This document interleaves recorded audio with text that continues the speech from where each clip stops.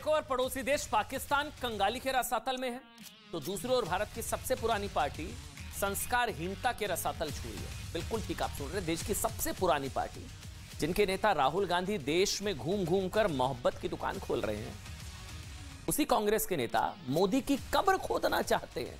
आपको तो हैरानगी हो रही होगी मैं क्या बोल रहा हूं, ये वीडियो शायद आपने देखा ही नहीं होगा। मोदी की कब्र खोदना चाह रहे हैं, मोहब्बत की दुकान खोलेंगे, मतलब कब्र खोदेंगे ऐसे मोहब्बत की दुकान खोलेंगे।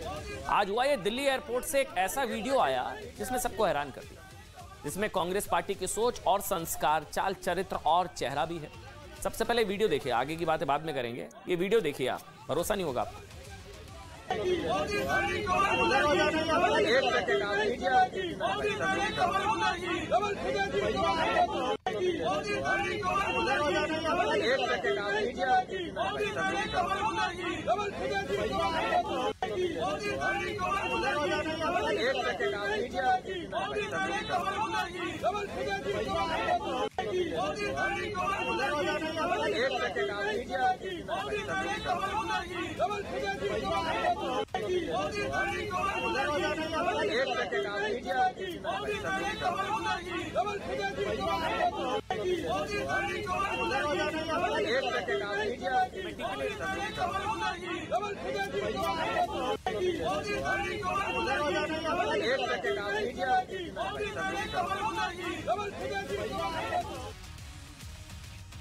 मोदी तेरी कब्र खुदेगी। ये इस्लामाबाद नहीं, इस्लामाबाद में तो चलिए वहां के आतंकवादी तो बद्दुआ देते हैं प्रधानमंत्री नरेंद्र मोदी के मरने की दुआ और बद्दुआ। ये इस्लामाबाद नहीं है, इंदिरा गांधी एयरपोर्ट की तस्वीरें थी। ये पाकिस्तान नहीं, ये दिल्ली था। और हिंदुस्तान के प्रधानमंत्री नरेंद्र मोदी की मौत की दुआ या बद्दुआ या मृत्यु कामना या मोदी तेरी कब्र खुदेगी वाली मौत की दुआ, ये किसी और देश के कोई कट्टरपंथी नहीं बल्कि हिंदुस्तान के ही कांग्रेस के नेता हैं। ये दावा करते हैं कि संविधान और लोकतंत्र में भरोसा रखते हैं, लेकिन अब मतलब जब किसी कांग्रेस के किसी एक प्रवक्ता की गिरफ्तारी हो गई है तो संविधान में विश्वास, लोकतंत्र में भरोसा और गांधी के मूल्यों के समान मतलब दावों की धज्जियां उड़ा दी गई हैं। मोदी की मौत की दुआ मांगी गई है। मोदी की मौत की दुआएं पहले सिर्फ कट्टरपंथी मांगते थे, मतलब आपने अभी हम खालिस्तान वाली स्टोरी आपको दिखा रहे थे ना, पाकिस्तानी मांगते थे, खालिस्तानी मांगते थे, आतंकवादी मांगते थे। लेकिन दुख की बात यह कि अब ये दुआएं मौत की दुआ, मृत्यु कामना, मर जा मोदी, मौत कब्र तेरी खुदेगी, मतलब कांग्रेस के नेता मांग रहे हैं। वो भी सिर्फ इसलिए क्योंकि मैंने आपको बताया असम पुलिस ने एक संवैधानिक तरीके के तहत कांग्रेस के किसी प्रवक्ता को गिरफ्तार कर लिया। उसी संवैधानिक व्यवस्था के तहत सुप्रीम कोर्ट ने आज उसी प्रवक्ता को उसकी गिरफ्तारी पर रोक भी लगा दी है। लेकिन देश भर में मोहब्बत की दुकान खोलते खोलते कांग्रेस पार्टी मोदी की कब्र खोदने लगी है। इसी बयान के समर्थन में और अपने प्रवक्ता की गिरफ्तारी के विरोध में कांग्रेस पार्टी दिल्ली के एयरपोर्ट पर धरने पर बैठ गई। प्रधानमंत्री के लिए कांग्रेस के नेता मौत की दुआएं मांगने लगे और जब ये दुआएं मांगी जा रही थी तब वहां कांग्रेस के, आप देख रहे हैं ऐसा नहीं है, ये बड़े बड़े नेता वहां पर मौजूद थे। वो एक बार फुल स्क्रीन पर हम तस्वीरें दिखा दे। वहां पर रणदीप सुरजेवाला भी बैठे हैं, शकील अहमद भी बैठे हैं। जब ये मोदी तेरी कब्र खुदेगी, ये जब नारेबाजी हो रही है ये विवादास्पद, वो सारे सीनियर लीडर्स वहां पर बैठे हैं। शकील अहमद हैं, केसी वेणुगोपाल हैं, अच्छा पवन खेड़ा भी वही है, पवन खेड़ा भी हैं, रणदीप सुरजेवाला है, सारे वो सीनियर लीडर्स हैं भाई वहां पर। पवन खेड़ा है, रणदीप सुरजेवाला है, वेणुगोपाल, नारेबाजी हो रही है, मोदी तेरी कब्र खुदेगी, ये सब वहीं हो रहा था।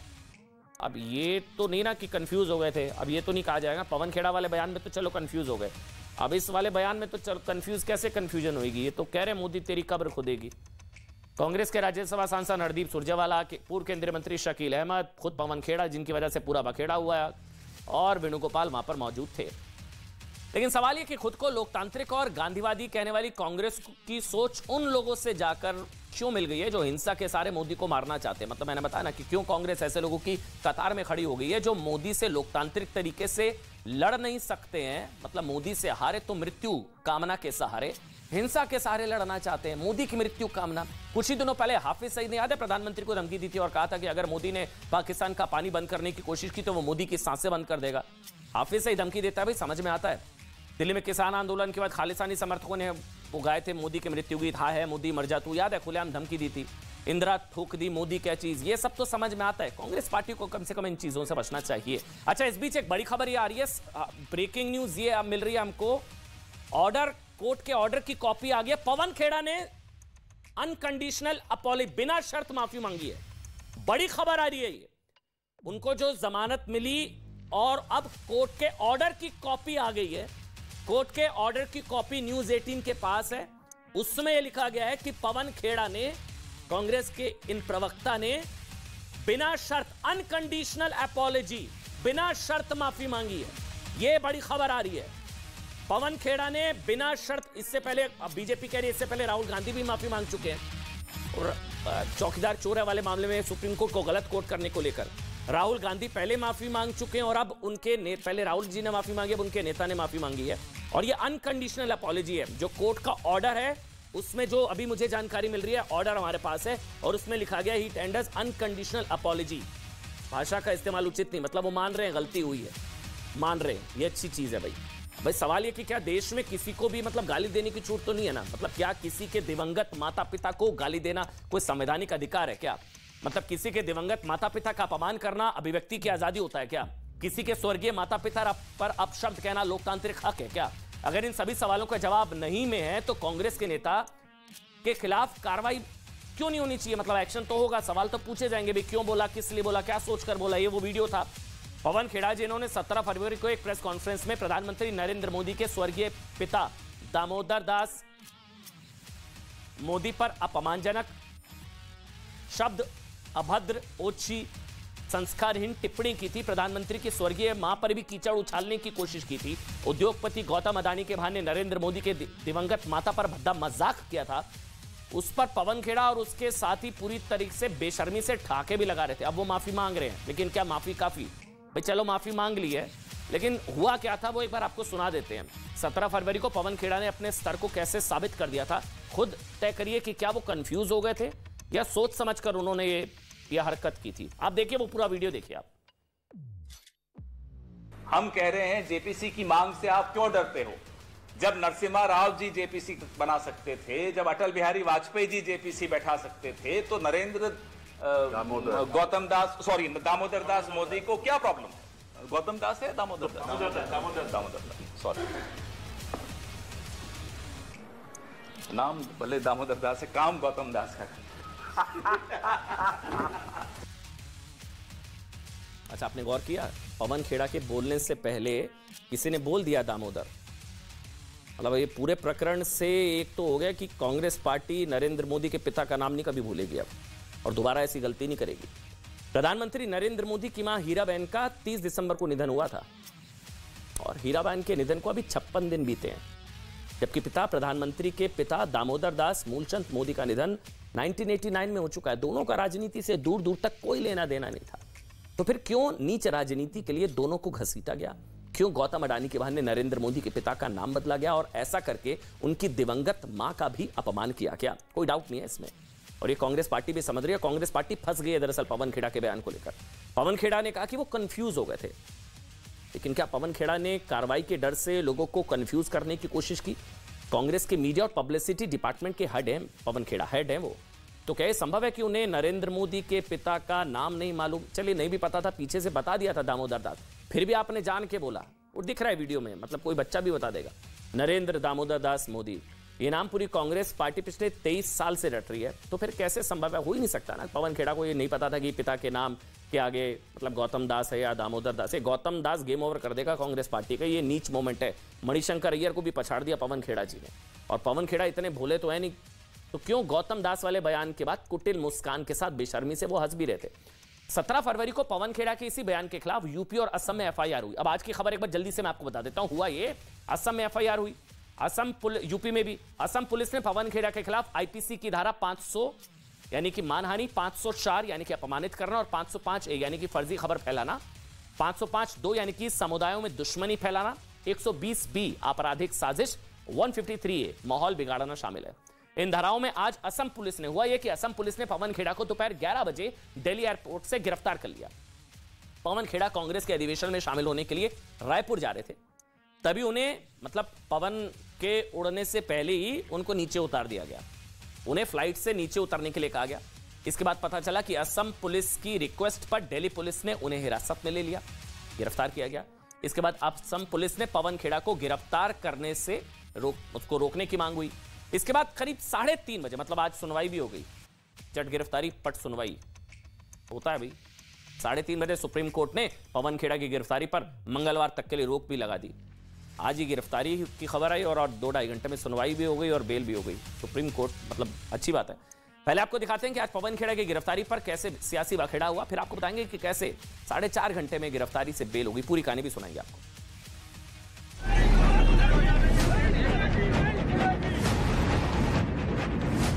एफआईआर की कॉपी दिए बिना मुझे कोई नोटिस दिए हवाई जहाज से उतारकर इस तरह से गैरकानूनी रूप से मुझे गिरफ्तार किया गया असम पुलिस द्वारा। ये पिताजी का अपराध पड़ा है, उसको लेकर वहाँ पर जो लोग नाराज हैं, जो गुस्से में हैं, उन्हें अपने अपने हिसाब से कुछ न कुछ पुलिस को कंप्लेंट डाली। पवन खेड़ा जी का अपराध क्या है?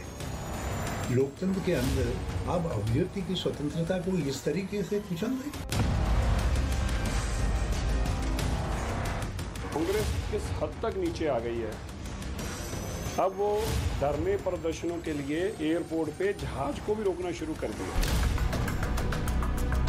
जो दिल्ली में हुआ है, हवाई जहाज में कांग्रेस के प्रवक्ता बैठ गए, उतार दिया, कोई नई चीज नहीं है। भारतीय जनता पार्टी के बारे में यही कहा जाता है, वो कानून नहीं मानते हैं, संविधान नहीं मानते हैं, दूसरे के बारे में कुछ भी कह सकते हैं। पहले आप अमर्यादित भाषा बोलेंगे, देश के यशस्वी प्रधानमंत्री को गाली देंगे, उनके परिवार के सदस्यों के बारे में अपशब्द कहेंगे और उसके बाद विक्टिम कार्ड देंगे। संवत पहली घटना है जब एयरपोर्ट के अंदर प्लेन से जो है जिस रूप में उतारा गया पवन खेड़ा जी को अरेस्ट करने के लिए आसाम पुलिस आकर उतार रही है। फर्जी एफआईआर असम में दर्ज करके और पवन खेड़ा जी को गिरफ्तार किया जा रहा है।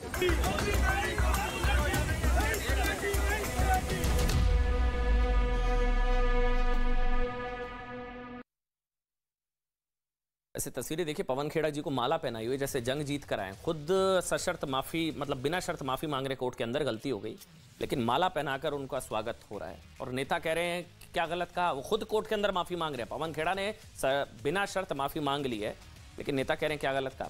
सोचिए, पवन खेड़ा ने प्रधानमंत्री के दिवंगत माता पिता पर जो भद्दी, ओछी, संस्कारहीन टिप्पणी की थी, वो क्या कांग्रेस के बड़े बड़े नेताओं की सहमति के बिना संभव थी?